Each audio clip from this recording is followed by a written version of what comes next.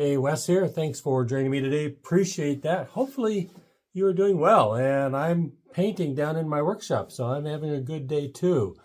And so this is a pot, a jar that I made, and the plan is to paint this thing for this video and take it to the Southwest Kiln Conference for firing. I'm going to do a demonstration firing with coal. And so I've got this and another pot that I'm going to fire at the same time. Hopefully that all works out. But for this video, whether I'll be able to show the firing in this video, I don't really know yet, but let's just get this thing painted to begin with. So let's get painting. I have already put on some basic lines here. And I cheat a little bit. Actually, I don't think it's cheating. But what I do is I measure from the rim down to a particular point and make some tick marks along the way, and then draw in this first line. And then I measured from that first line all the way down to here, so it's the same distance, and made tick marks for this very last line and drew that in. All the rest of these are freehand, and I think for the most part the rest of the pot will be freehand as well. It looks real choppy right now, but that will straighten out because almost all of these lines will get painted over twice. So this design I've put 4 different times, and on almost all these pots there's symmetry to them. 4 is a common number, but not always the one. And so then I need another banding line along here. So I'll put that in next. And that way then I'll divide this up into sections. Some have asked how I get straight lines, and there's a couple things I do. One, I have, these are human hair brushes. I suppose that is about 1 inch long or so, and I don't know how many hairs are there, but fine hair is better than coarse hair, of course. And I never look where the brush is. I look where the brush is going, and so I'm going to go over this line here. And so I'll start, say where it's thick, because I want to even this out. But I'm looking over here and just pull the brush to where I want it to go. I don't know if that makes any sense.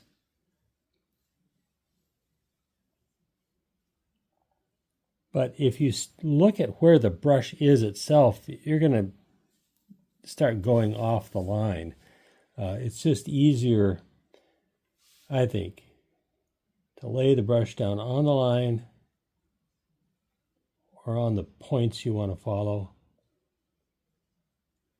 And keep an eye where you want to go. And oftentimes you can go over lines without any trouble at all. Helps a lot if your pot is smooth. Otherwise, all those bumps and valleys and things, it's really hard to get an even line with that. So now I've got this line put in. Now I'm going to divide this up into panels, and then I can fill in each of the individual panels, and it will be symmetrical along the line here. So now I have panels. So there's a total of 8, a narrow, a wide, a narrow, a wide, and so on. And so the wide ones will all be the same, and the narrow ones will probably be the same too. Or sometimes I'll alternate them. I haven't quite decided with this one yet. So here is the first panel, and then I think I'll do the same thing on the opposite side and then make these panels something different as well. Okay, here is a quiz question for you. Here's number 1, and here's number 2. Did you see how the 2 are different? Here's this one, and this one. And what I see in almost every pot, old pot that I see, there's inconsistencies.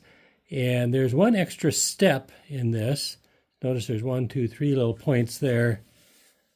And over here, there's only 2. But someone's not likely to notice that unless you really start looking. This is the next panel, so I'm okay with this. I haven't figured out what to do with this part yet, so I'll worry about that tomorrow. So I finished the outline on the bottom part, for the most part at least. Some of these dark areas I will use Graffito or I'll be scratching in designs. And then I've got some stuff I want to do up on the neck. And once all this outlining is done, I can start filling in the different areas with the colors. So I've got the top all outlined now, and then there's just a whole lot that needs to be filled in. Filled in the black up here, and that is looking okay. So I think it is now time where I can move on to some other colors. I've done most of the red now. Then I have some areas I think I'm going to color in with yellow. And then it's onto the sgraffito. Have the yellow put in, and so now the next step is to kind of go through with a fine brush and darken up lines, clean up lines. I also use a little X-Acto knife to scrape away anything that is kind of uneven. And then the very last thing in these black areas, I'll etch in or use sgraffito for some additional designs. All right, the painting is finished. I have some sgraffito here, symbols for health, happiness, peace and love. And there's some other sgraffito as well. So overall, I think it's okay. So just need to make sure that it is completely dry. Taking it to the Kiln Conference in Safford, Arizona, and we'll fire it with coal. Well, thanks for joining me on this little pottery adventure. I am really excited because the Southwest Kiln Conference is coming up in the middle of October. I will put that down in the description so you can find that information. Hopefully you can come. This is a great event. It is inexpensive and good people, lots of education, good times. You'll enjoy it. And firing tons and tons of pottery.